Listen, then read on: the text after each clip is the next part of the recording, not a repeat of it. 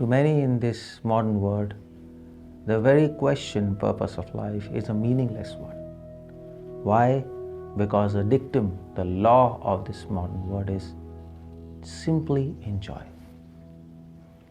To philosophers, the question of purpose of life is an absurd question, because for them life is absurd. And for scientists, this question is of no use. Why? Because life is random, full of mutations, guided by chance, with no goal whatsoever. So where do we go to have our answers for purpose of life? Because life without a purpose is unimaginable.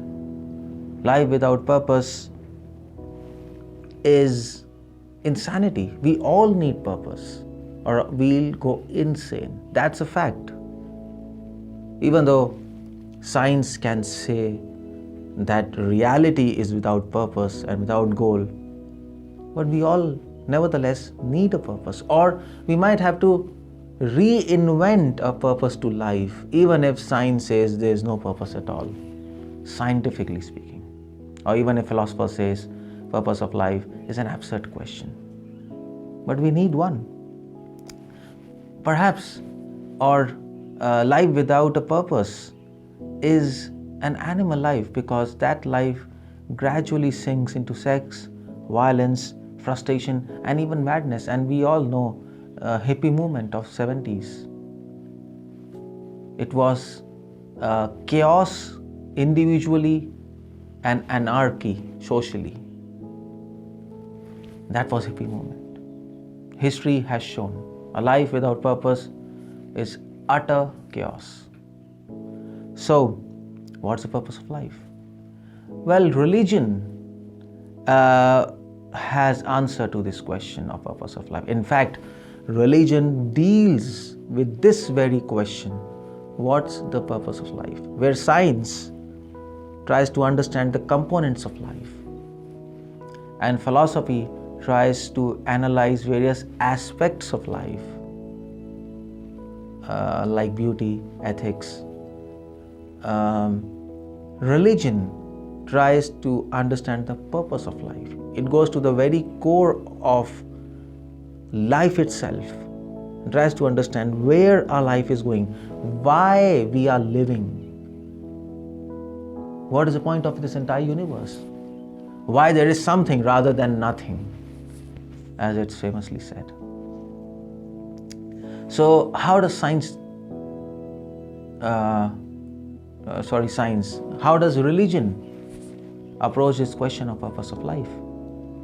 It does in 3 simple steps. The first step, religion tries to show that God exists.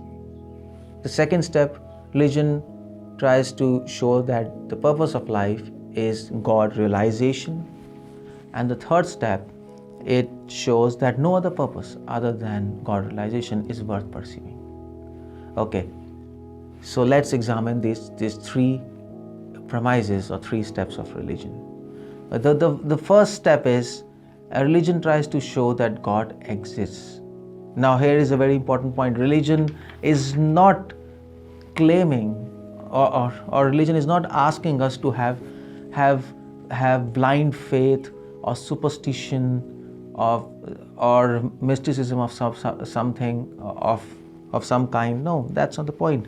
Religion approaches this question very logically, whether God exists or not. And there has been a rich tradition in all religions, and even the part of religion which is trying to logically argue the existence of God, that is sometimes called as theology in the Western tradition, or in our Indian tradition or Eastern tradition or Vedic tradition, this is called as Vedanta, which logically approaches this question of existence of God. So religion gives 3 powerful arguments for existence of God, and mind you, all these arguments are equally applicable today as it was in the past. Even after so many scientific theories which actually claim that God doesn't exist and tries to promote atheistic views in this modern world. And even after so much technological advancement, still these three arguments holds very well even today. So what are the three arguments? The first argument is the first cause argument. That means the first cause of all causes is God. Now this is very simple to understand. If our universe began, something has to be there which made this universe begin. It's simple point. It's as simple as that. Now science has come up with many theories of origin of universe and origin of life. Now science is saying origin of universe is a big bang. There was a point which blasted and we have a universe. Now how that point, but the question comes, how did that point blast it first of all, and how did and from where that point came? So they came up with another theory to explain that point. Okay, there was another thing, inflation theory before Big Bang, which produced that point and made that point blasted. But then the question again comes, inflation theory begins with a point again. So from where that point came? That's a big question. So Vedanta says that the first cause, even before that point, even before space and time and physical laws, they existed even before that, God was there who made space and time and physical laws. That's the first cause argument. The second argument is, so this is a story of universe, but story of origin of life. How did life begin? Life became from matter or life became from life? Life came from matter. No science has, there is not even a scrap of evidence that life comes from matter. Nobody has shown that. Nobody has even, we are not even close to that. Life comes from matter. So from where does life comes? Life begins, life comes from life. This is also proven. It's a proven fact. Life comes from life. Louis Pasteur, he proved life comes from life. But still science holds on to this view, life comes from matter, even without evidence. That's the interesting point. But religion says, well, life comes from life. Life comes from supreme life, God, and this argument still holds. Okay, second argument is cosmological argument.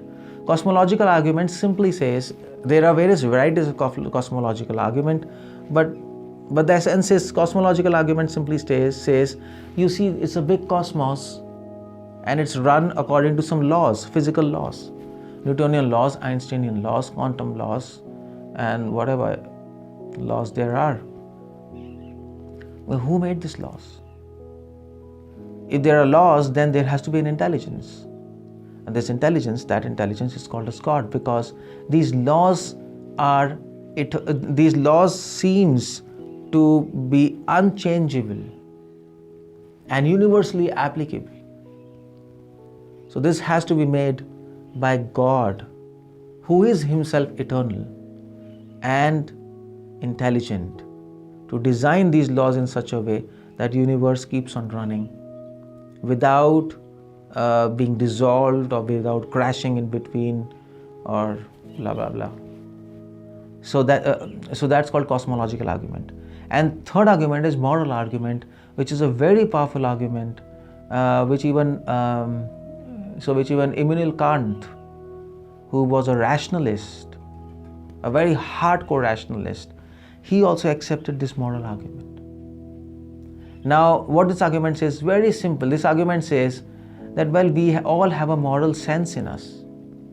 We all want to, for example, help others. Everyone. Even if you ask a terrorist, he will say, yeah, I am trying to help by killing people, by killing unwanted people, and make this planet a better world. That's a moral argument. well, you might say, no, moral argument is a matter of taste. Some person might like to do something, some other person might like to do another thing. But that's not the point there. It's not a matter of taste. If you ask somebody, okay, should we torture children or not? Universally, whether person is educated, non-educated, whether he's staying in America or India, everybody will say this is bad to torture children. We all have this sense.